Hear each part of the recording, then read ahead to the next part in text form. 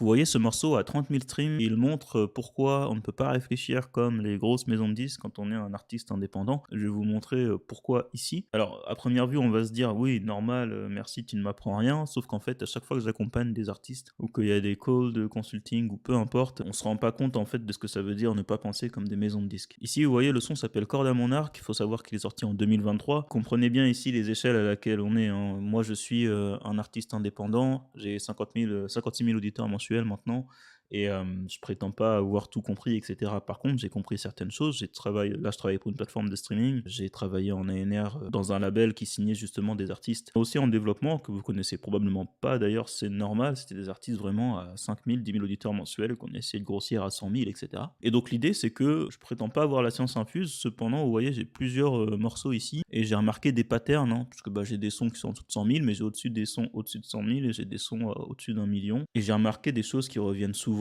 que ce soit pour moi ou du coup pour les artistes que j'ai accompagnés. Là, c'est aussi très pertinent du coup, puisque j'ai accompagné quand j'étais en label un peu plus de 15 artistes. Et là, depuis que je fais KL Production sur TikTok, etc., j'ai vu des dizaines et des dizaines d'artistes passer. C'est toujours un peu la même chose. Donc, on revient sur Corde à mon arc. Ici, c'est mon Spotify for Artists. Et donc, je vais vous montrer un peu pourquoi faut pas réfléchir comme des labels ou autres. C'est que si vous regardez ici, moi, mon son est sorti du coup en septembre 2023. Ici, on est sur les 12 derniers mois. Donc ça, c'est l'année 2025, début 2026. Donc plus de 2 ans et demi plus tard. Et il a fait 18 000 streams. Là, on était vraiment à 0 stream par jour. Et là, d'un coup, ça a augmenté. Encore une fois, hein, on n'est pas sur des streams de ouf. On ne se parle pas de millions de streams. Mais le mécanisme est le même qu'on parle de quelques dizaines de streams aujourd'hui ou quelques dizaines de milliers de streams demain. Ça dépend juste de où est votre profil Spotify au moment où vous avez le pattern qui s'active. Donc en gros, ce qui se passe, c'est que là-dessus, j'ai pas fait d'ads et j'ai pas fait de contenu organique. Là, il n'y a pas une raison spécifique pour laquelle ça augmente. Enfin, je veux dire que moi, j'ai initié sur ce morceau. En fait, ce qui se passe, c'est que moi, je fais des ads de méta sur mes deux plus gros sons. Donc, Bonsoir Madame et Un Monde Parfait. Bonsoir Madame et Un Monde Parfait sont des sons qui ne me coûtent vraiment rien à promouvoir parce qu'ils ont un coût par clic très faible. Et donc, vous voyez, ici, on est à 2 millions, ici, on a 1 million. Et ce qui est super intéressant aussi, c'est qu'au passage, on prend des abonnés, etc. Donc, c'est cool sur Spotify, puisque chaque fois que je sors un morceau, eh bien, je vais avoir effectivement pas mal de monde qui va pouvoir être notifié dès le début, etc. C'est encore une fois une question d'échelle, hein. Ça veut dire qu'on on se parle pas de 1 million d'auditeurs dès que tu sors un son, mais c'est juste cool parce que à l'époque, Corde à mon arc, c'est le premier morceau pour lequel j'ai fait 1000 streams en un mois. J'étais comme un ouf. Je me suis dit, waouh! Parce que quand on commence les 1000 streams, c'est cool parce que 1000 streams, c'est le nombre à partir duquel vos morceaux, enfin les chiffres commencent à être affichés ici, vous voyez. Quand vous affichez là, je viens de sortir un son, il est à 1100, etc. Un son la semaine d'avant, 3200. Quand vous n'avez pas encore 1000 streams sur un morceau, il n'y a rien qui s'affiche. Donc moi, j'étais comme un ouf, c'était mon premier truc, quoi. Waouh, 1000 streams sur un état, je l'ai fait en un mois. Je me souviens, pour le coup, au tout début, ce mois-ci, je m'étais donné un challenge, septembre 2023, sortir 1 à 2 reels par jour sur ce son. Aujourd'hui, j'ai rien besoin de sortir, vu que j'ai un release radar, etc.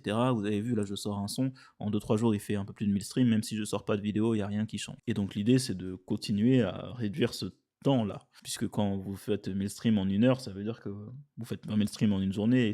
Vous voyez ce que je veux dire. Donc ici, ce qu'on voit, c'est que moi, je n'ai pas fait d'action. Par contre, les gens continuent à venir sur mon profil Spotify. Spotify aussi sur la durée, avec les quelques streams là que j'avais par jour depuis plus d'un an et quelques, ça lui a permis de qualifier les personnes qui allaient être susceptibles d'aimer ce morceau-là. Et comme je suis resté actif et que je sors des sons régulièrement, c'est pour ça qu'il faut sortir des sons régulièrement, et bien Spotify a capté et maintenant on voit le morceau et vous voyez, ça fait que monter. Donc ça va peut-être redescendre demain, hein, on n'en sait rien. Mais vous voyez que tous ces streams là que j'ai récoltés, il n'y a pas eu d'action particulière dessus. Et c'est pour ça que je dis que vous pouvez pas réfléchir comme un label en maison de disques, etc. Parce que eux, ils ont beaucoup d'argent pour sortir de la promotion quand le morceau sort. Parce que eux, ce qui est important, c'est presque plus l'image de leur artiste pour pouvoir ensuite vendre et vendre au-dessus du fait que waouh, c'est un artiste qui est coté, il faut suivre. Alors que nous, un artiste indépendant, on n'a pas cette force-là. Et donc, il faut comprendre comment fonctionnent les algorithmes et comment fonctionne actuellement votre audience. audience. C'est-à-dire que là, c'est vrai que quand vous êtes artiste indépendant, plus que jamais, il faut faire de la bonne musique. Enfin, c'est-à-dire de la musique qui va plaire à une certaine audience. Parce que je suis pas DA, donc je suis personne pour dire ce que c'est de la bonne musique, mais en tout cas, une musique qui va trouver son audience. Parce que quand vous faites ça,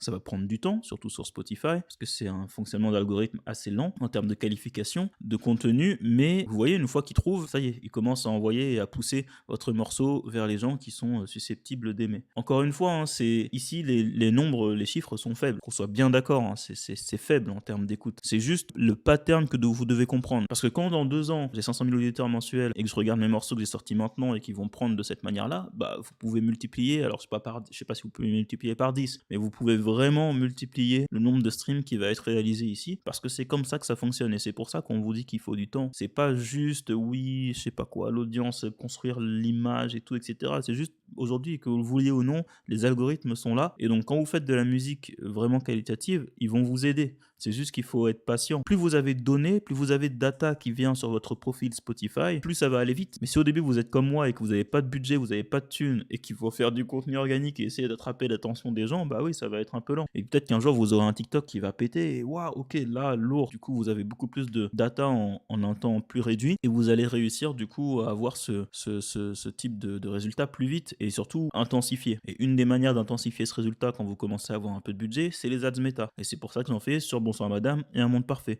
Parce que ça permet à des gens de me découvrir, ça permet d'apporter de l'information à Spotify. Et c'est ce qu'on a sur la durée, c'est ce type de résultat-là. Et donc, quand vous faites des ads méta et que vous réfléchissez, vous vous dites, ah, mais attendez, j'ai mis, je sais pas, 300 euros et j'ai 5000 streams, mais c'est pas rentable. C'est pas comme ça qu'il faut réfléchir les ads méta. Les ads méta, c'est, ok, l'audience, elle est qualifiée, elle vient sur mon profil Spotify. Et donc, en fait, sur la durée, je vais récolter des dividendes de cette action. Évidemment, si vous sortez 2 sons par an, c'est pas la même chose. Moi, je sors un son par mois. C'est aussi pour ça, d'ailleurs, que vous devez être régulier dans votre sortie de morceaux parce que ça va vraiment aider, je vous le dis. Ne vous faites pas avoir par ceux qui sont en major, qui ont travaillé qu'avec des gros artistes et qui vous disent ah, prenez le temps, un son tous les 2-3 mois. Parce qu'en fait, au début, de toute façon, votre promo, c'est votre TikTok et votre Instagram. Donc c'est à vous de mettre votre temps et votre énergie dans ça. Ça sert à rien d'attendre 2 à 3 mois. Pourquoi faire? Les artistes en label, etc., ils attendent 2 à 3 mois. Pourquoi? Parce qu'il y a une rotation au niveau des radios, il y a les attachés de presse qui font leur taf, il y a potentiellement des interviews qui se mettent en place, c'est ce genre de choses. Mais pour vous, si vous avez rien de tout ça, votre son il est prêt, sortez-le, pitchez-le sur Spotify for Artists pour avoir la radar des sorties, et derrière faites du contenu, c'est surtout ça. Ici c'est vraiment une vidéo axée sur Spotify, enfin le streaming de manière générale, mais du coup si c'est ça que vous visez actuellement, gardez en tête que plus vous faites rentrer des points d'entrée, mieux c'est. Et donc ça vous le faites soit avec un son qui a énormément d'informations qui arrivent sur lui, soit avoir plusieurs sons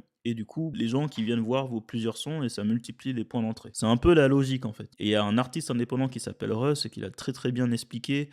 Et aujourd'hui il a 10 millions d'auditeurs mensuels, hein. C'est vraiment un des rois des indépendants dans le monde. Il a expliqué en fait que trop d'artistes indépendants ils pensent qu'ils vont sortir un son, ça va exploser. Non, en réalité la courbe c'est plutôt ça pendant très longtemps et ensuite hop ça prend grâce à l'algorithme ou parce que vous refaites un TikTok dans 2 ans et ça prend. C'est comme ça que ça fonctionne. Et quelquefois vous aurez des morceaux où effectivement grosse surprise mais ça marche très bien. Vous voyez ici, hop, si je le prends sur 12 mois, bah on est sur des vrais un vrai volume de stream, 1 million de streams sur 2025 pardon. Donc voilà comment ça se passe. Et encore une fois, c'est pas que sur mon profil, moi c'est à mon échelle. J'ai aidé des artistes qui étaient à 300 000 auditeurs mensuels, les stats sont plus élevés, ça se confirme à différents niveaux.